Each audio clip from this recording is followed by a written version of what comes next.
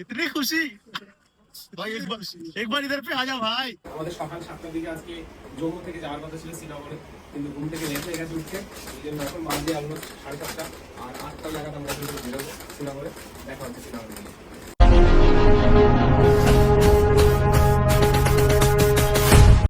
এখন বাজে 7:30 আর আমরা প্রস্তুতি প্রায় শেষের দিকে। আমরা শ্রীনগর যাবো। সব প্যাকেজিং হয়ে গেছে, অনেকটা লেট হয়েছে। আমাদের যাওয়ার কথা ছিল সকাল 7টায় বার হওয়ার কথা ছিল, কিন্তু কালকে এত কষ্ট হয়ে গিয়েছে ঘুম থেকে উঠতে লেট হয়েছে। ওই জন্য এখন 7:30 বাজে, অলমোস্ট 8টার দিকে আমরা বার হবো এখান থেকে, এবং রাইড করে একদম পুরো শ্রীনগর যাওয়ার পথে আমরা একেবারে টিফিন করে নিচ্ছি। আমরা করে সকালের চাটা খেয়েই আমরা বেরিয়ে যাবো, আর লেট করবো না। রেডি, শ্রীনগরে যাচ্ছি। লাগেজ সব কমপ্লিট করে নিয়েছি, বেঁধে বার হবো। জম্মুটা ক্রস করেছি আমরা। তো দেখুন রাস্তা খুবই সুন্দর রাস্তা। শুভ লাগেজ নিয়ে একা রাইড করছে, আমরা দুজনে আছি। খুবই সুন্দর রাস্তা, খুবই সুন্দর লাগছে বাইক চালাতে। জম্মু টু শ্রীনগরের ফার্স্ট টানেল, দেখলাম ফার্স্ট টানেলটাই দেখলাম। ফার্স্ট টানেল আমরা ক্রস করছি, টানেল এসেছিলাম।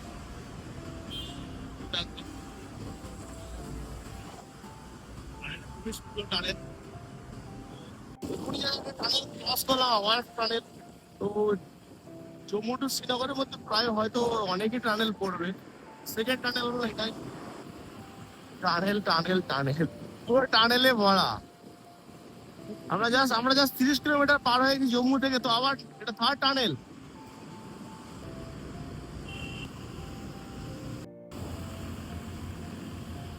কি দেখছি মাঝখানে হালকা ক্রস করে আবার এটা টানেল স্টার্ট হয়ে যাচ্ছে। ও টানেল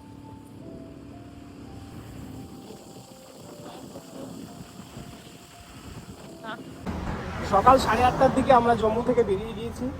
এখন আমরা শ্রীনগরের উদ্দেশ্যে রাস্তায় আছি। অ্যাপ্রক্স 50 কিলোমিটার আমরা ক্রস করেছি। জম্মু থেকে শ্রীনগরের ডিস্টেন্স হচ্ছে প্রায় 250 কিলোমিটার।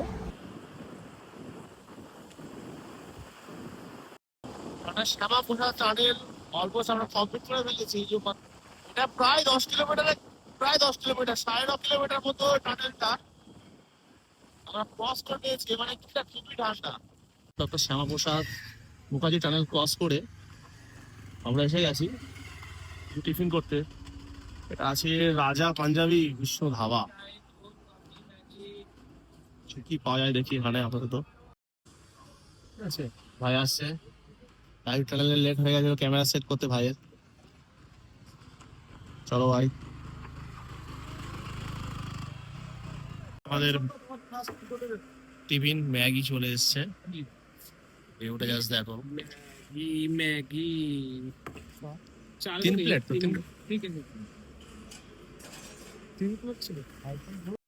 এখন বাজে 11:20 আর আমরা রেস্টুরেন্ট থেকে বেরিয়ে গিয়েছি। এবারে ফের 100 কিলোমিটার পর্যন্ত আমরা নন স্টপ চালাবো গাড়ি, তারপরে আবার হয়তো একটু ব্রেক নেবো। আমরা টিফিন করেই বার হয়ে যাচ্ছি শ্রীনগরের উদ্দেশ্যে। আর 150 কিলোমিটার মতো বাকি আছে। গাড়ি সেট আপ কমপ্লিট। এখানে মোবাইল এটা সেট করে নেওয়া হয়েছে।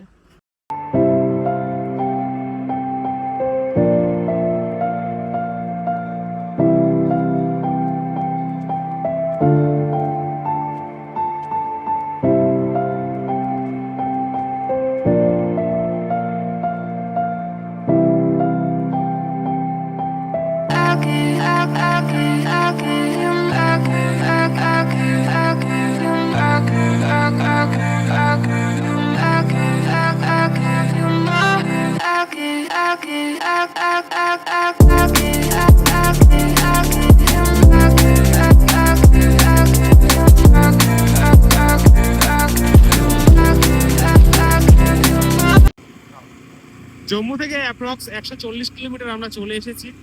এখান থেকে শ্রীনগরের ডিস্টেন্স হয়তো 120 থেকে 25 কিলোমিটার। আর গাড়ি ননস্টপ চলছে, তোমরা দেখতেই পাচ্ছ পাহাড় কত সুন্দর লাগছে। আর সত্যি খুব ভালো লাগছে বাইক চালাতে। তো এইমাত্র দাদা নামাজ পড়ে চলে এসছে। বলো কেমন লাগলো বলো। খুব সুন্দর মসজিদ, খুব টাইমিংটা পুরো সেট হয়ে গেল একদম পুরো। দিছি 1 মিনিট পরে নামাজ। আজকে জুম্মা ছিল, ওই জন্য এখানে টাইম হয়ে গেছে, তো এখানেই দাঁড়িয়ে নামাজটা পড়ে নিলাম মসজিদে। এটা হচ্ছে পেহেলগামের একটু আগে একটা ছোট্ট গ্রাম, খুবই ভালো এখানকার মানুষজন, সবাই দেখছে সবাই কত ভালো। হ্যাঁ, আমি যখন মসজিদে গেলাম সবাই জায়গা করে দিল, খুবই ভালো লাগলো। আর পেহেলগাম এখান থেকে 49 কিলোমিটার, আর শ্রীনগর এখান থেকে 55 কিলোমিটার। এই যে রাইট সাইডে যে রাস্তাটা চলে যাচ্ছে এটাই পেহেলগামের দিকে যাচ্ছে, আর বাঁ সাইডে মানে আমরা যাবো এই মুহূর্তে শ্রীনগর। এটা হচ্ছে পেহেলগামের রাস্তা। আমরা যাচ্ছিলাম শ্রীনগরের দিকে, আর রাস্তায় একটা মার্কেট পড়লো, সেই মার্কেটটা পুরোটাই ক্রিকেট ব্যাটের উপর, পুরো মার্কেটটা ক্রিকেট। এই একটা আমরা রেস্টুরেন্ট পেয়েছি, দেখি এখানে যদি দুপুরের খাবারটা এখানেই খাওয়া যায়। বলতে বলতে এই রেস্টুরেন্টে আমরা এখানে দাঁড়ালাম, এখানেই খাবার আমরা পেয়ে যাবো, কথা বলেছি। অলমোস্ট সেই জম্মু থেকে শ্রীনগর প্রায় কাছাকাছি চলে এসেছি, আর মনে হচ্ছে 44 কিলোমিটার। তো এখানেই আমরা খাওয়া দাওয়া করবো এই রেস্টুরেন্টে, খেয়ে দিয়ে আবার আমরা জার্নি শুরু করবো। আমাদের খাবার চলে এসেছে, আমরা অর্ডার করেছিলাম ডাল, সবজি আর পনিরের একটা আইটেম, আর রাইস আর রুটিটা আমাদের আসছে। তো অ্যাপ্রক্স 200 কিলোমিটার আমরা অতিক্রম করেছি। সকাল 9টায় বেরিয়েছিলাম, এখন বাজে 2:00+, আর হয়তো 40 কিলোমিটার আমাদের যেতে হবে শ্রীনগর। আমরা খাবো, খেয়ে 5 মিনিট রেস্ট করবো, করার পরে আবার আমরা রাইড করব।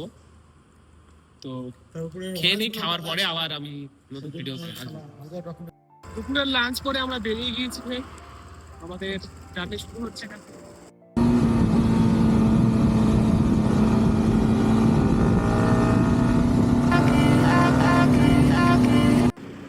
অনেকটাই কাছাকাছি চলে এসেছি, আর শ্রীনগর মাত্র 32 কিলোমিটার।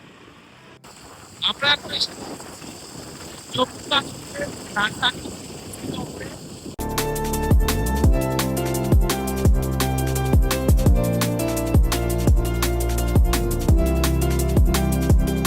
খুব সুন্দর একটা জায়গায় আমরা এসে পৌঁছেছি এই মুহূর্তে। সেই জায়গাটা হলো সেই বিখ্যাত, পৃথিবীর প্রত্যেকটা মানুষ যে জায়গায় আসার জন্য করে, সেটা হলো আমাদের কাশ্মীরের, আমাদের শ্রীনগরের ডাল লেক। দূর থেকে ডাল লেকটা দেখতে বিভৎস লাগছে, যেন নদী একটা ভয়ঙ্কর রূপ ধারণ করে আছে।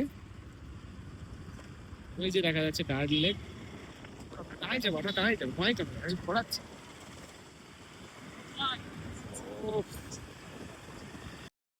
চলে এসেছি আমরা ডাল লেকের একদম পাশে, দেখতে পাচ্ছ। সুপ্রিদম, কেমন লাগছে? জায়গা খুবই সুন্দর, অসাধারণ, অসাধারণ। পুরো মাইন্ড ব্লোয়িং। মানে ডাল লেকে যারা এসেছে তারাই জানে যে কত সুন্দর। এই বোট যাচ্ছে, আর আজকের আকাশটা একদম মানে যেন। ডাল লেকে এসে দুটো ভাই এখানে বাড়ি। হ্যালো বলো। নমস্তে, নমস্তে। নমস্তে কে দো। হ্যাঁ, নমস্তে। Thank you. ডাল লেকের পাশ দিয়ে সব বোটিং করার জন্য মানুষজন দাঁড়িয়ে আছে। এখানে অনেকটা মানে যানজট আছে, যেহেতু এটা একটু টাউন জায়গা এখানকার। গাড়িটা পার্কিং করে দিচ্ছে আর আমাদের ব্যাগগুলো নিয়ে নিচ্ছে। আমরা আজকে থাকবো ডাল লেকের উপরে একদম। এখন আমরা যাচ্ছি গেট নম্বর 15 থেকে। আমাদের রিসিভ করার জন্য দাদা এসেছে, আমাদের আগে থেকেই বুক ছিল হোটেল, তো হোটেলেই যাচ্ছি আমরা ব্যাগগুলো নিয়ে। ব্যাগটা ভারী। আমি যাচ্ছি এখন বোর্ডের উপরে, দেখি কি হয়। এই ব্যাগটা ধরো। ও মা, উফ, বাবা। চলো চলো, সরো।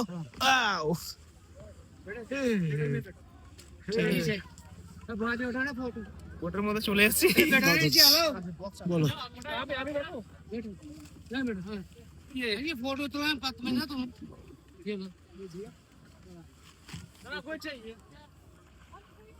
ये रहा हमारा व्यू। এখন আমরা যাচ্ছি ডাল লেকের উপর দিয়ে বোটে করে আমাদের হোটেলে, সেখানেই নিয়ে যাচ্ছে।